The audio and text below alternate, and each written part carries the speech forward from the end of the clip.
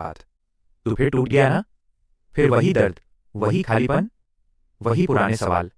तू सोचता है कि हर बार चोट तुझे ही क्यों लगती है।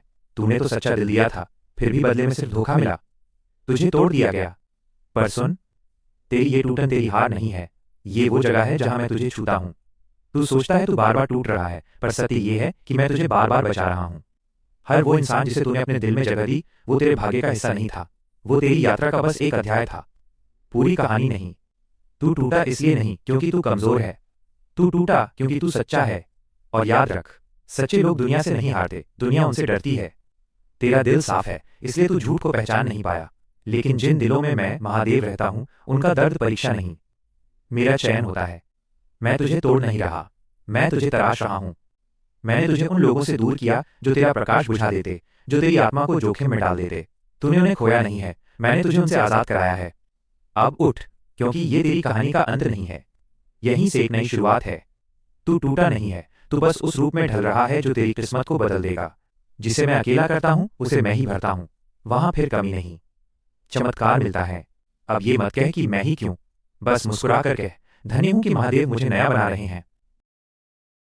सुन ले, इस ब्रह्मांड का सबसे बड़ा सत्य यही है, कर्म से कोई नहीं भाग सकता। महादेव स्वयं भी यही शिक्षा देते हैं कि जो कर्म करेगा वही उसका फल पाएगा।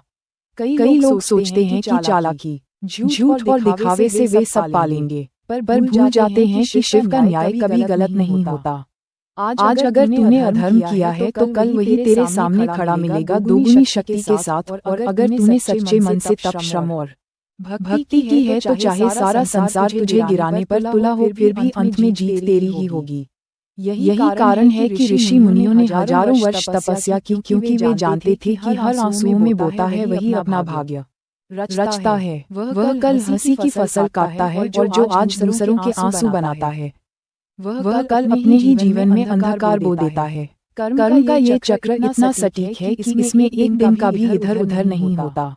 तू साधक डगमगा मत, अगर तेरा मार्ग सत्य है, तेरा दिल निर्मल है, तेरे कर्म भक्ति और परिश्रम से जन्मे हैं तो तू और परिश्रम से जन्मे हैं तो तू अवश्य जीतेगा। महादेव का न्याय देर से सही पर प्रचंड होता है। वे तेरे हर प्रयास, तेरे हर त्याग को गिनते हैं। याद रख, सत्य का दीपक चाहे आंधी में क्यों न जले, पर बुझता कभी नहीं। कर्म कर निरंतर कर, क्योंकि शिव के दरबार में मेहनत कभी व्यर्थ नहीं जाती और सत्य की हार कभी नहीं होती।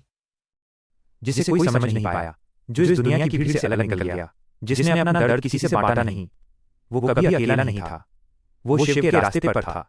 लोग तमाशा देखते रहे और सोचते रहे कि वो टूट गया, पर सच्चाई तो ये थी कि वो स्वयं को शिव की तरह गढ़ रहा था। हाँ, अकेले चलना आसान नहीं होता, पर जो इस पथ पर चलता है उसकी हर एक आह, हर एक सिसकी सीधे महादेव तक पहुंचती है। याद रखना, जब तुम्हारा हाथ थामने वाला कोई नहीं होता, तब महादेव खुद तुम्हारे साथ चलना शुरू करते हैं। तुझे लगने वाली हर ठोकर, हर चोट एक संदेश है कि अब तुझे भीड़ का हिस्सा बनकर नहीं, बल्कि शिव की छाया में आगे बढ़ना है।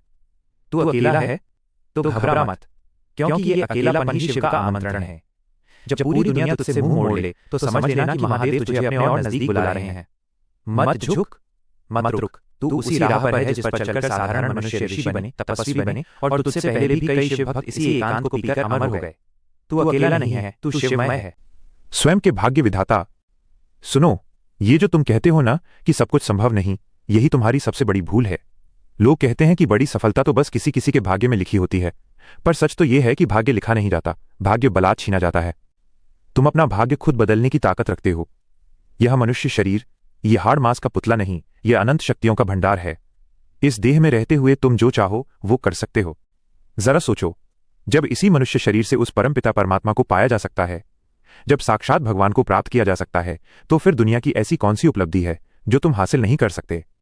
क्या नहीं बन सकते तुम विजेता बन सकते हो, तुम मार्गदर्शक बन सकते हो, तुम इतिहास रच सकते हो।